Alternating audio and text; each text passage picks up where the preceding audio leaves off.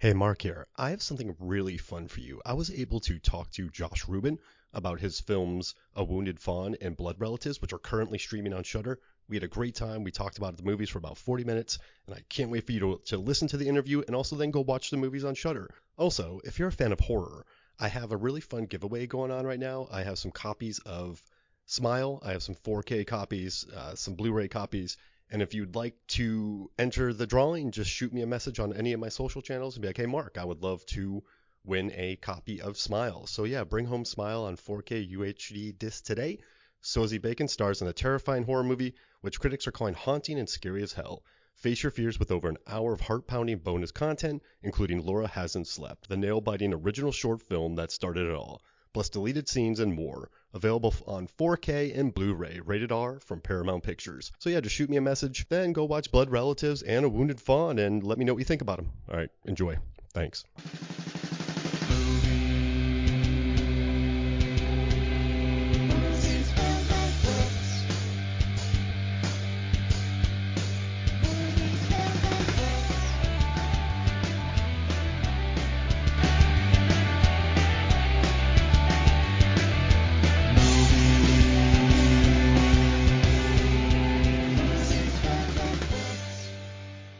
Hello and welcome to Movies, Films, and Flicks. I am Mark Hoffmeyer, and joining me is a man that just spilled some golf balls down the steps of a federal building. It's Josh Ruben. How you doing? Wow, that is a deep cut. Holy shit. What's especially insane is I'm buddies with Patrick, who is in that sketch, and I saw him, I'm not shitting you, less than 24 hours ago. Listen, Patrick, so he's from St. Petersburg, and so Yes. I'm a Florida boy, and I grew up loving movies. I grew up like in the country of Florida. So when I moved to St. Pete and I found out that like a local boy was making it big, like we're talking like the Alamo was a big deal for me, like Phantom of the Opera, like Jerry Butler Yeah. belting out songs. So no, it's awesome. Like I saw that skit and I had a couple intros. I was thinking about like being like, hey, it's a guy who isn't afraid to admit that he's upper middle class because I love bodies, bodies, bodies. And then I had another good one, but I figure I can ask that as a question later on. So but yeah, I'm glad you like that. Yeah, wow, that was an amazing cut. That sketch is near and dear to my heart. That's like my sensibilities right there too, because it just goes deeper and deeper and deeper into that. Yes, it does. Yeah, I mean it's what they call like a listicle, almost Yeah. like a list article. It's just like they're just a list of ridiculous words and phrases. It's like Oh. how isn't that fun, you know? I had to stop it a few times to write down as a guy in a tiger costume playing an inflatable guitar in a foggy room full of military personnel. Oh yeah. It kind of made me wonder, like, what do you think has the better fog, right? Do you think A Wounded Fawn has better fog work, or do you think that picture has better fog work? Like, where would you? Oh, I mean, I highly commend Patrick Wilson's stock photos fog, but nothing beats Travis Stevens' fog because he's what they call the fog man in the industry. I'm a big fan of Foghat, actually. My buddy got me a hat that said fog on it. Totally unrelated. But did he bust out like a tube of death for that? Because I worked on film sets. I spent like years drinking coffee on film sets. And that's exactly right. Yeah. That's exactly what it was. Because, I'm a big fan of fog in movies. And like The Rental, that Dave Franco one, I thought was pretty A+. Like, oh, it's like A+ fog. Yes. Like, it's not often that you notice fog in movies, and that's a good thing. But yeah, I was watching. I'm like, this is good fog work. Like, this feels organic. It fits the story. It's definitely stylized. Like, it has that great like kind of grindhouse, like Italian, like real red blood. So you need a lot of fog. And yeah, it was excellent fog work. So I'm happy to hear that the Tube of Death got some work. It sure did. I'm glad it's back to work. I know it needs grocery money. Yeah, it had a break there for a couple of years, and now the Tube really of Death is did. back Divorce. up. There's nothing. Got divorced from the maple syrup fog machine. Yeah, that was messy, right? Like that just. Yeah. I mean, I remember that, especially in the college humor days, it just reeked of maple syrup. That was like the smell of the fog machine. The hazer was a different smell than the fog machine and the Tube of Death. But they all dated. Oh yeah, I mean, listen, it's a small community. They all know each other. It's gonna happen, so it's just gonna get ugly. But yeah. It sure will. It sure will. It's a small town. It's a small town for fog machines.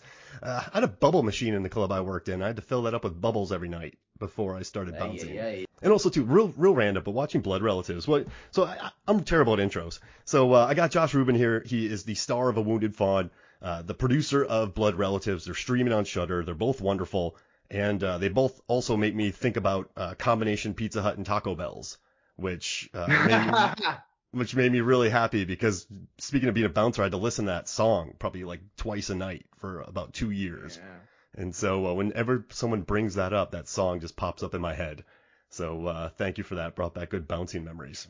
That's all Noah Segan. I mean, that's the mind of a madman at work. You know what I loved about Blood Relatives is that like anything that makes me think about Plan B and Near Dark is just cool with me. Like I was watching this movie and just traveling, traveling like the Midwest out in the middle of nowhere, the leather jacket, thinking about Bill Paxton out there, Lance Hendrickson, and then just thinking about how much I love that movie Plan B.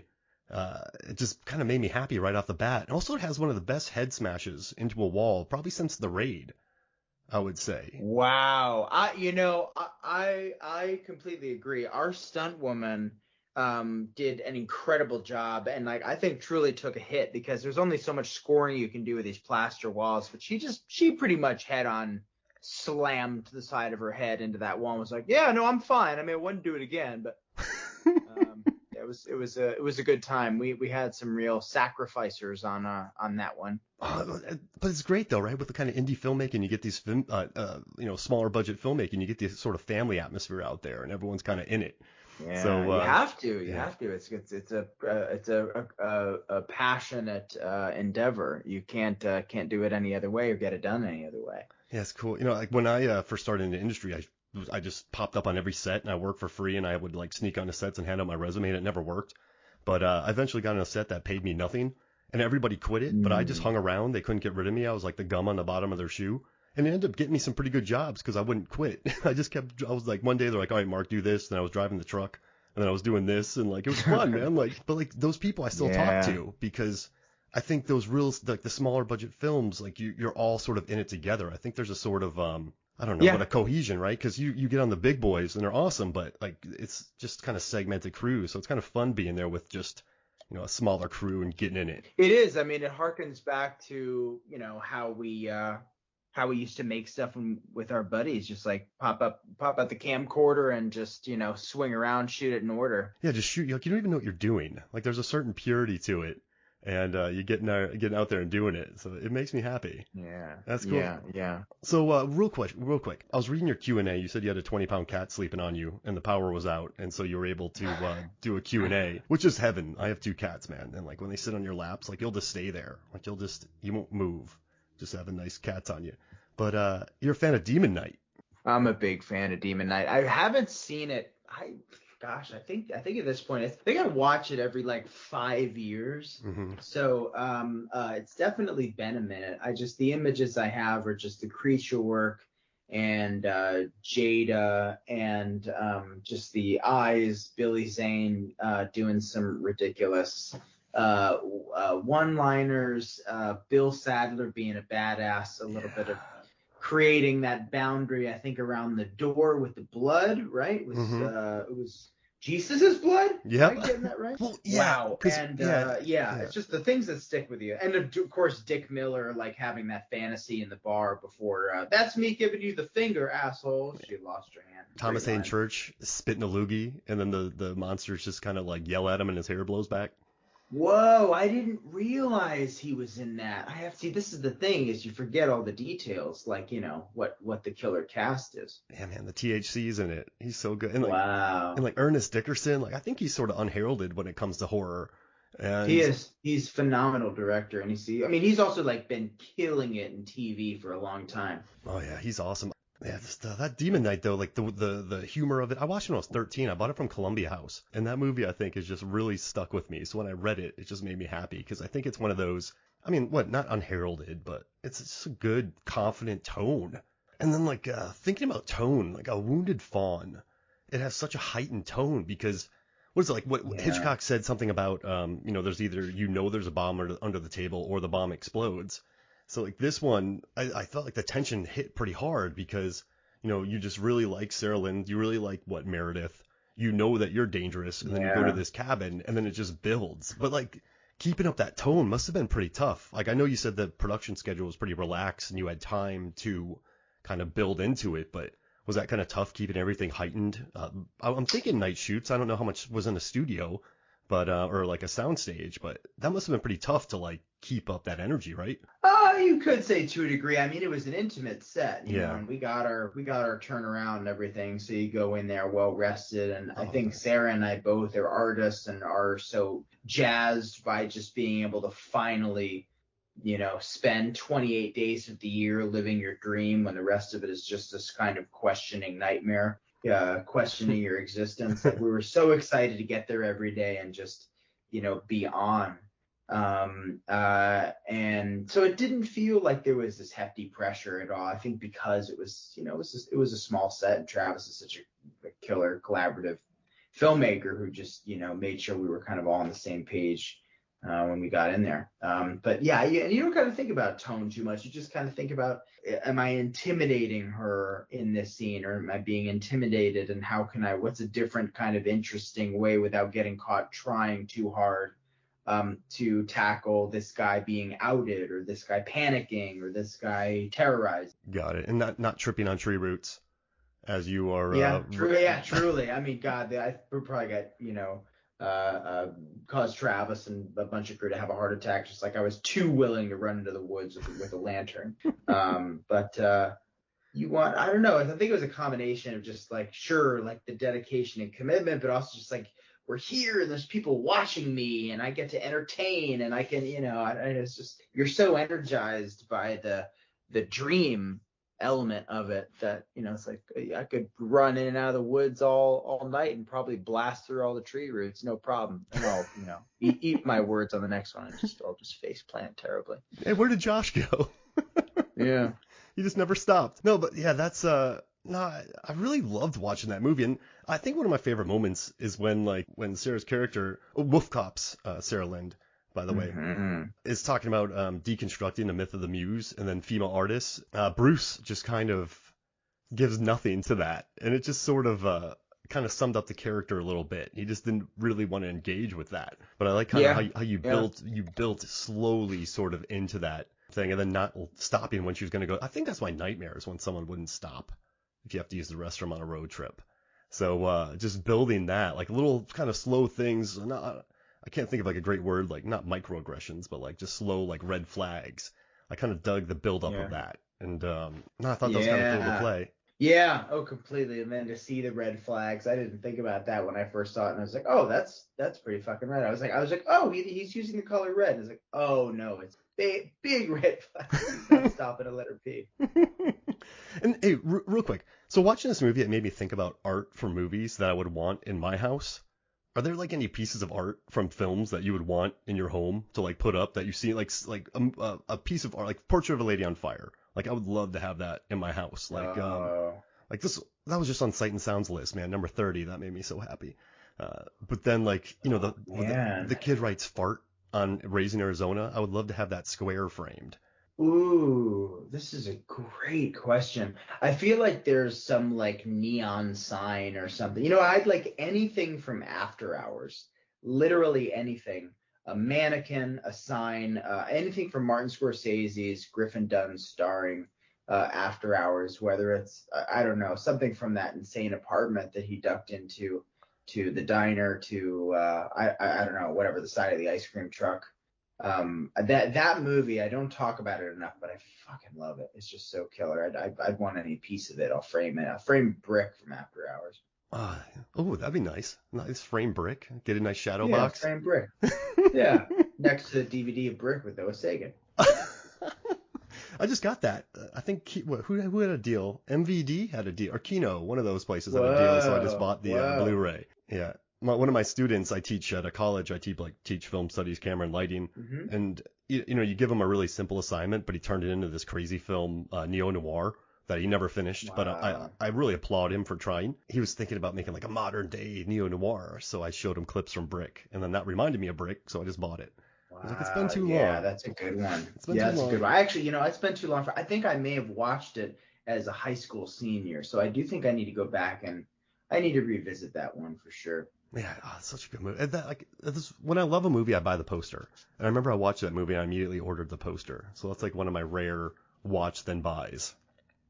So and like also I came up with Yeah. I don't know if you remember Street Fighter, but all of Bison's paintings from his room. Like I just want Oh, Bison's room sure. from Hell Street yeah. Fighter. Hell yeah. And then that Yeah. line about Tuesday, like for me, it was a Tuesday. Yeah, that's I mean, I remember Raul Julia just kind of chewing up the screen, and Jean-Claude Van Damme said, "Whoa, coming home with me." yeah. But that's about it. That's all I got. I wrote a piece for Rotten Tomatoes about like I think the 20th or 25th anniversary, and it was mostly just about Raul Julia being amazing because I think he knew what movie he was in, and he just hammed it up. So that just made He did. He just like ate life. That guy. It's a shame he's no longer around. You think about people like that, and Phil Hoffman and yeah. John Candy, and just like God, the places where you would have gone.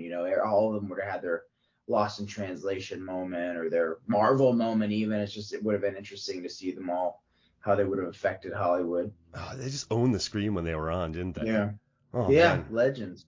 Oh gosh. And then also too, I was reading about blood relatives, and Segan was talking about kind of writing that after he had a kid during the pandemic, and I have like a 15-month-year-old, and like it's changed the way I really watch movies, and I really kind of dug that. He also said that he was influenced. I'm like a pinball machine when I podcast, so just giving you a heads up, I'm all over the place. And that's all good. I love it. There's no like ABC. I'm like AZQ.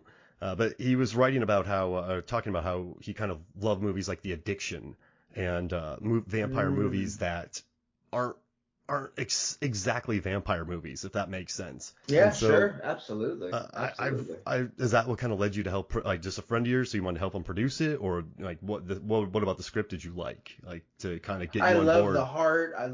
I also, as a producer, I love the size of it. I love that, just as someone who made a movie like Scare Me, which is essentially a black box theater play. I love that so much of this film is just dialogue between two characters, or then two characters that then meet a third character on the road. I love that. I love that it was mountable, and that it was an opportunity for, certainly Noah to shine, but for Victoria to really have a vehicle as someone who I've worked with on Plan B, as you were talking about, and just completely fell head over heels for us. Just a fan. I mean, she's such a star. To be able to work with her in any regard, really, it was so killer, and really special just to see her and Noah hit it off. Yeah, and you could tell they could. Like you can tell they did, and watching Plan B, when you see Victoria's performance, actually everyone in that movie, but you're like this, they pop. When certain people sort of pop, like that's a pop performance, and I love that movie. So it's truly. So when I saw that she was in this, when I saw the kind of vampire theme and like the way that he has to survive, like it kind of, like I'm like a lifelong zombie fan, so whenever I go someplace, I always think about how I'd like fortify it. Like I was at Sprouts, and I'm like, how would I get this like safe from zombies? But just watching this.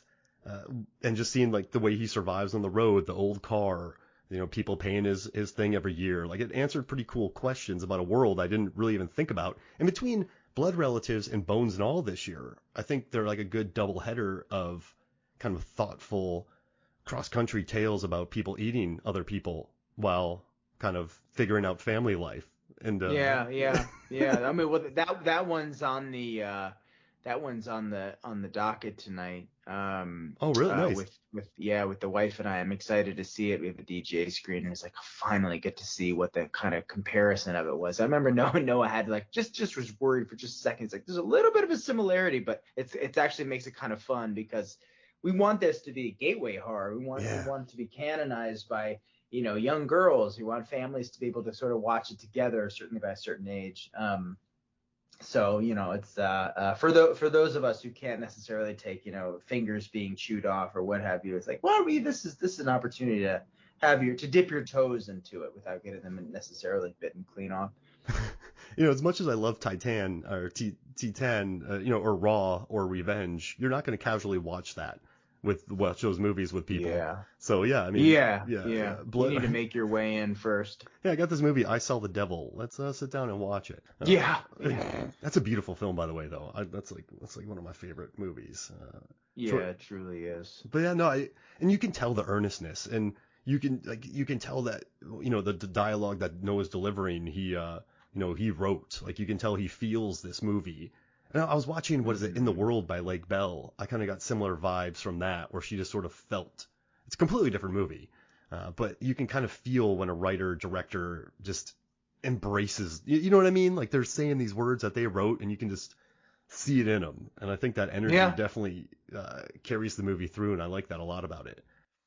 Yeah, I agree. I think it's going to have a nice long life. I think Wounded Fawn will too, but for far different reasons. I'm realizing as I've kind of ventured into further and further into the further of our horror community.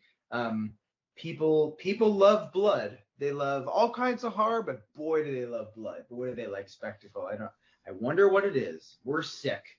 Yeah. I do love the French horror films too, because as much as blood as we have kind of in America, I think the French just go for it so hard. And I kind of embrace that. And I guess one thing I like about A Wounded Fawn is it really does. I didn't actually get into exploitation cinema of like the 80s, just a huge blind spot that I've had, or I was not familiar with the genre, so I watched Miss 45. I've watched I Spit on Your Grave, Maniac. And I like now that people are sort of flipping that genre a little bit. And, you become I don't know, I don't want to do spoilers. But, it doesn't go where you expect. And I think some horror fans might have problems with that because, like decades of slasher movies, kind of you go one direction. So I like that this movie sort of zigs and zags. And I didn't know where it was going. And I really like that for it. Like I like when new things are like when I see new things, when the snakes pop up, the ending sequence, and I think people are just gonna really, I don't know. At least for me, I got into the kind of the way it was shot. It was like a 1:7:8 to 1 aspect ratio. Is that what that was? Ooh, you would know better than I would. I just know it was 16 mil, and Sushi Genenfeld, our cinematographer, is a genius. But you're right. I mean, it's fresh on so many different levels, and it's visionary. And this is both the exciting thing and the sort of scary thing about venturing into genre and genre filmmaking is that there's so much that's been done. Mm-hmm. And so now it's like, what is there left to do? And now how intricate can we get? You're talking about bodies. That was one of my favorites because it explores how, that's a whole other antagonist to a degree. Mm-hmm. You're dealing with people, you're dealing with toxic, whatever, TikTok culture, what have you, and the effect on a certain generation. Whereas Barbarian, is ostensibly one thing and turns out to be completely another. And Nope, flips the kind of alien horror on its head. There's so much exciting shit out there, and yet so much to explore for the audiences whose sensibilities are getting so much more complex. It's exciting, but it's also sort of daunting because it's like, what is there to do? And everybody's like, everybody you talk to is like, how do we make our next Freddy or whatever? I'm hopeful because it opens up. It really allows us filmmakers who are kind of just getting into it with new opportunities to just keep the imagination as open as possible. The tricky thing is trying to convince people or digestibly explain an original concept to a company, to a buyer, to a financier, to a producer, to get them aboard, to have them, climb aboard the train and go, yeah, let's create this new character no one's seen before. Here are the pieces of it that are going to work. That's the trickiest part about all this. It's like getting someone to believe in you and come along for the ride, fund the fucking thing, because and it sure is not alive until the money's in the bank. I mean, so many horror stories. Oh, absolutely. And too, like there's so many great horror films out there, but they're not exactly high concept. So it's kind of easy to pitch something like, Freddy, a guy kills people in your dreams, or that's such like an easy concept to pitch in an elevator. And so when you have a movie like A Wounded Fawn, to break that down into an elevator pitch or something that would get money is it's got to be quite daunting. But he did build up. That's the brilliant thing about just to quickly say Yeah. about Shudder. That's the Oh yeah. beautiful thing about that platform is, people like Sam Zimmerman and Emily Gatto, they are and unfortunately, people like Sean Redlitz and Craig Engler, who were just recently laid off with these, the kind of AMC layoffs, which are just, I think, ridiculous and heartbreaking. Shudder, a platform like that, they're pumping blood into the horror community in a way that is just hadn't really been done or done Mm-hmm. so consistently in a long time. And the result of that is so fruitful. They're giving a voice, they're giving resources to horror filmmakers, and in a manner that just simply wasn't there. Absolutely. And a lot of people are like, oh, like films today aren't that great, but I think we're in a great age because, in the 90s when I grew Yeah. up with horror, right? We were kind of in the like we had great films like Bram Stoker's Dracula, but it was mostly like the remnants of slashers, and then we had Scream blow up, and then the 2000s was all about, remakes, Saw, Uh-huh. zombies. But I think when Insidious came out in 2011, James Wan kind of got his mojo back a little bit. 1.5 million budget. P-Dubs was in it, our friend, who I've never met, Patrick Wilson. And that movie blew up, right? And then we got Sinister with Ethan Hawke wearing awesome cardigans. Yeah. And then we get Robert Eggers. And then we get, like, just Julia Ducournau, like, amazing Jordan Peele. Like, now we have Shudder. So there's so much horror coming out. It feels like it's opened up. It's more diverse. I think there's really interesting stories being told. I mean, you just look at the horror of the last couple of years. Yeah. And Mad Yeah, God, it's incredible. Mad God just came out. What a holy Yeah. mackerel. Yeah. Uh, Yeah. and so I think Phenomenal. we're in a great age for horror. And I think a lot of it, like, Bodies was super accessible for a lot of people. And I think Yeah. there's some really cool movies out there that are kind of getting people talking. And, like A24 also made their own brand of horror, which I think is more accessible to people than the real, like, exploitative slasher films. So yeah, we're like in a heyday of horror cinema, and it's been cool kind of watching your rise, watching like these two movies, because let's get new voices, right? Like let's hear new people. Oh my make God, films. yeah, absolutely. I'm eager to see who the next Karn Kusama is. Yeah. And the next Catherine Bigelow. I want more of these like genre horror filmmaker women entering the atmosphere. I know the filmmaker was it Nanny, and I think Sissy's a woman filmmaker that I don't want to speak out of turn. Kate Dolan is incredible, who did You Are Not My Mother, Natasha Kermani, it's Maggie Levin. I mean, there's some incredible women filmmakers out there. I'm a little inundated or a little kind of concerned by the number of horror dudes who look like me, and so that's why I'm like, let's get our women of color and from different backgrounds telling stories from different perspectives from other than people who look like me, and still the last few movies is why, not to get on a tangent, but certainly what I loved about Blood Relatives was Noah as a 5th generation New York Jew, and was so open to his having a Latina co-lead play his daughter, and then you're bringing in a native actor like John Proudstar and Tracy Toms.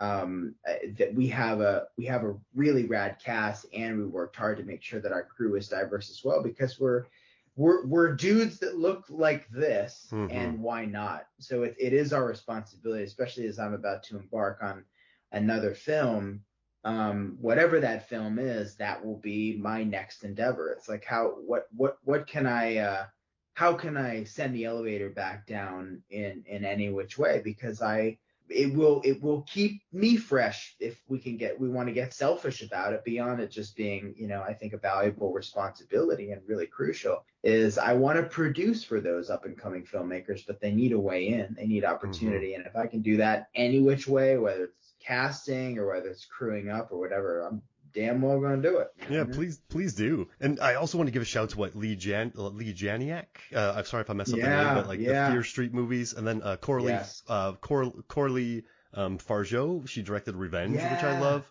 That's Cheese Killer. Yeah, we're big fans. Beautiful movie. I just did like my favorite moments of the 21st century horror in the Phoenix beer can. is just one of my favorite movies. Wow. It's so literal, man, but it's Yeah. beautiful, and it just Yeah. it put a huge smile on my face. And hey, for your next film, I have a pitch for you. So Okay. you brought up Bergman's Island, right? You want to remake that. I read that in an interview. Bergman. Oh, Yeah, that was I yeah, was I yeah. was definitely Oh, joking. I know. But But it'd be a good way to get a okay. dark But I mean, man. I would have, but I can't remember who I said being. Oh, yes. Okay. Bergman's Island. Okay, Yes. so you want to make a dark man film. So Yes. Bergman Island, right? It was IFC. Werewolves Within, IFC. Liam Neeson did an IFC movie with his son where he went to Italy. So you could do like a Bergman Island style narrative, Right. right? Where you get Liam Neeson, Frances McDormand, and Sam Raimi just in Italy. Get them a great villa. And then they walk around talking about what the Darkman sequel would have been. And then you can flash to that while they're talking Oh, and then flash back to them. You know, like Alison Brie just had a movie there in Italy. Great fog work, we already know. Darkman fog. Like IFC's hey, great in the White fog. Lotus Yeah, took white. off. Italy's having a moment right now. Yeah. I actually think this might be the only way to get the three of them back together, and I actually really fucking love it because it would just be interesting as hell. I love that idea. Greenlit. Yeah, that's the way my brain works. I see a movie and then like I go I full love Chuck it. from that TV show. Yes. And Oh, I love it. I love it. and then one last thing, you love Deep Rising. You said you might want to make Deep Rising. Now, I'm a huge fan of jet ski cinema, but the problem is like a lot of movies that feature jet ski action scenes aren't very highly rated and they lose a lot of money. So like Waterworld, Hard Rain, Deep Rising, Yeah. Police Academy 4, Baywatch, Transporter Refueled. Jet ski action scenes just aren't, Universal Soldier 2. You made like one of the highest rated, video game adaptation.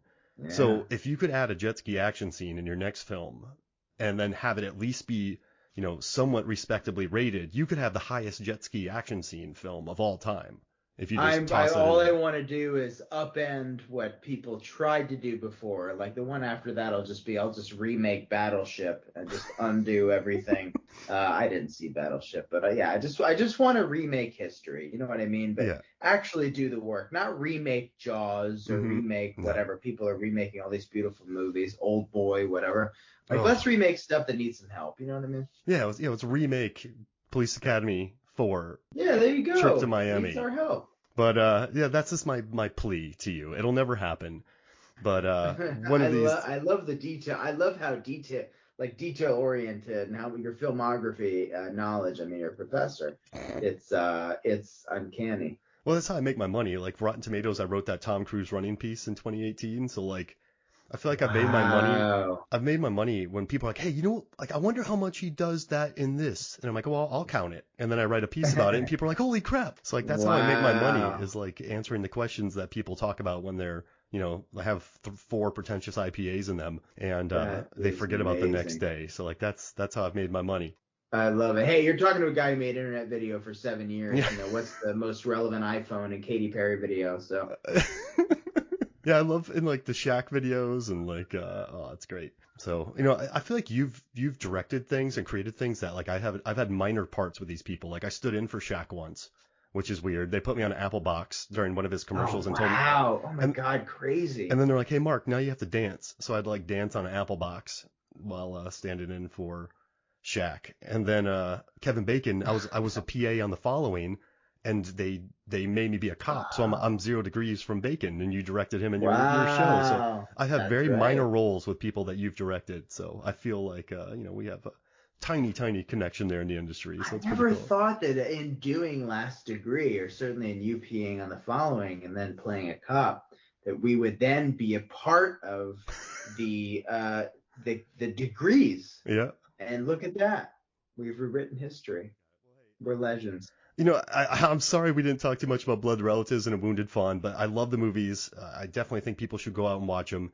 And I know you got to get out of here, to go enjoy a cool movie. So I don't want to keep you too much longer. But if there's anything else you want to pitch before we get out of here, I'd love to hear it.